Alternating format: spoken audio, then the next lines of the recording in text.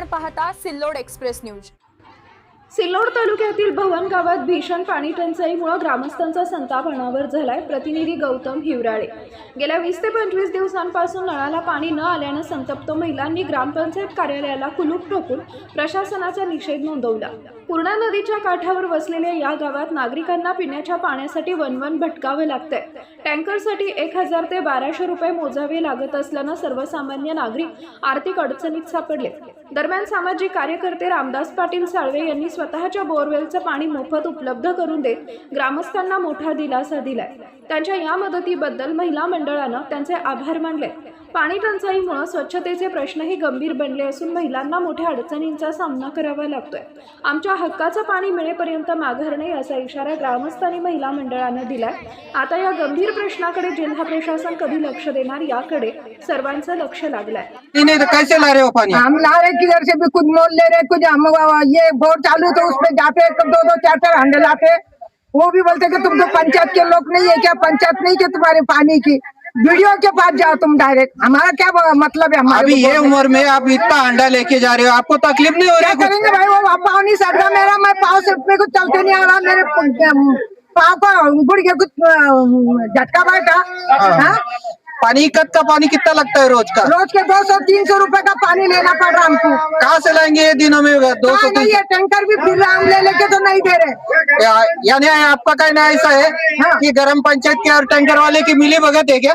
वो ऐसा कुछ अंदाज नहीं दिख रहा हमारे को, पर हमको मोल होना ना, मोल दे रहा ना पानी। एक महीना अगर पानी नहीं आ रहे तो फिर हाँ। कहाँ से ये करना? तो कहाँ से नहीं, तुम्हारे पंचायत ने हमारे को वर्ड करके हम गए थे आज। तो पंचायत वाले बात आपकी सुन रहे नहीं है? नहीं, वीडियो के पास जाओ बोलते। वीडियो के पास ये कुछ नहीं कर सकते? नहीं, वो बोलते हमारा कुछ चला नहीं, हमारे तुम गाँव में पंचायत के घरपट्टी नलपट्टी ये सब भरियाले है क्या? हमने घरपट्टी नलपट्टी सब मिल के करे। 1 रुपया रहा था, वहाँ के सिपाही बोले हमको 1 रुपया कम नहीं चलता, और ज्यादा चलता पर कम नहीं चलता बोले। इतना भरने के बावजूद भी हाँ। आपको पानी नहीं दे रहे? नहीं दे रहे। फिर पानी कौन दे रहे? इसके जिम्मेदार कौन है? पानी में इसका जिम्मेदार अब वीडियो रिंगा, उसके बाद में तहसीलदार रिंगा, उसके बाद में तलाटी ग्राम चौक, वो नहीं देंगे तो हम उनको सस्पेंड करेंगे।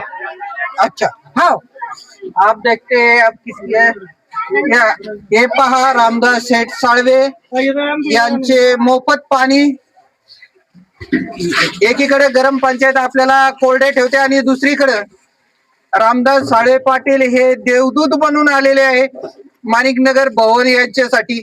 हे पहा इथे किती जणांना हे पाणी पुरवतात। तुम्ही किती वर्षापासून हे काम करता? मी 10 वर्षापासून मोफत पाणी पुरवठा आहे। कुठल्या पदावर नसताना मला कुठलाही लालूच नाहीये। मी ज्यावेळेस पाणी वाटप करतो त्यावेळेस मला लहान लेकरांनी जरी फोन केला की मला पाणी नाही, त्यावेळेस मी माझ्या मोटरचं बटन दाबून त्यांना मुबलक पाणी मोफत देत आहे। आणि मी कुठल्या व्यक्तीला आजपर्यंत असं विचारले की ते कोणत्या कास्टचा आहे, कोणत्या पक्षाचा आहे। आणि मला राजकीय माझा काही विशेष नाही, माझं सामाजिक कार्य आहे। मी जोपर्यंत आहे तोपर्यंत असं कार्य मी कायम चालू ठेवणार। तुम्ही दिवस रात्र पाणी पुरवता? हो, 24 तास माझ्या बोरचं पाणी उपसा होत नाही जोपर्यंत पाणी आहे। 24 टँकर पाणी पुरवठा होत आहे। एकीकडे ग्रामपंचायत ही सर्वसामान्य जनतेला कोरडं मारत आहे, दुसरीकडे तुम्ही लोकांना पाणी पाजतात। फार मोठी समस्या आहे। या गावचं जे विशेष म्हणजे पाणी पुरवठ्यावर विशेष लक्ष नाहीये। जी ग्रामपंचायतची बॉडी आहे, सरपंच उपसरपंच असेल, सन्माननीय सदस्य असतील, ग्रामसेवक असतील, यांचं नियोजन नाहीये। नियोजन नसल्या कारणामुळे या गोरगरीब लहान लेकरं जे उन्हातानामध्ये भटकत आहे। आता गावातले पण गणेश पाटील कळम आहे, त्यानंतर दिलीप इंगमरे, बच्चा मामा आहे, अनेक लोक गाडीवर पाणी नेतात, त्यांना खूप हाल सोसावं लागत आहे। आता हे पाहिलं तर किती लहान लेकर आहे, एखादं जर पडलं काही झालं तर मग याला जिम्मेदार ग्रामपंचायत कुठपर्यंत सहन करायचे?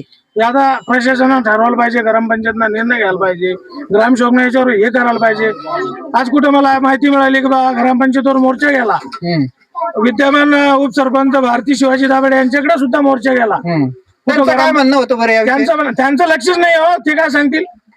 कार्यकर्ता कसा पाहिजे? कार्यकर्त्याचं म्हणणं आहे की बा मतदाराला काय तकलीफ आहे, त्याला पाणी नाही, त्यांना लाईट नाही, त्यांच्या काय अडचणी आहे त्यांच्यापाशी जाऊन समजल्या गेल्या पाहिजे। मतदानाच्या वेळेस यायचं, उभं राहायचं आणि बाजूला यालाच महत्व नसतं राहत। फक्त मतदार मत मागायचं आणि काम संपलं। मतदानाच्या 2 महिने पहिले आणि मतदानाच्या 2 महिने नंतर यांचं तेवढं काम आहे।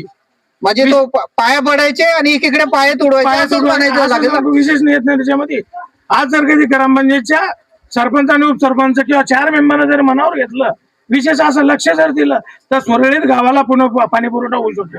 जिल्ह्यामध्ये असं कोणतं गाव नाही की त्या गावाला एका महिन्यामध्ये पाणी येत नाही म्हणून. भवन हे असं गाव आहे की या गावाला 1 महिन्यात पाणी येत नाही म्हणून. ते पण पूर्णा नदी पूर्णा असताना. नदी असताना माझ्या बोरचं पाणी मला आज 1000 रुपये टँकरला पाणी मागत आहे, तरी पण मी 1 रुपया न घेता 10 वर्षापासून मोफत पाणी पुरवठा करत आहे. मी 2012ला छोट्या हत्तीमध्ये मी विकत पाणी आणून फुकट पाणी घरोघरी पाणी वाटप केली होती.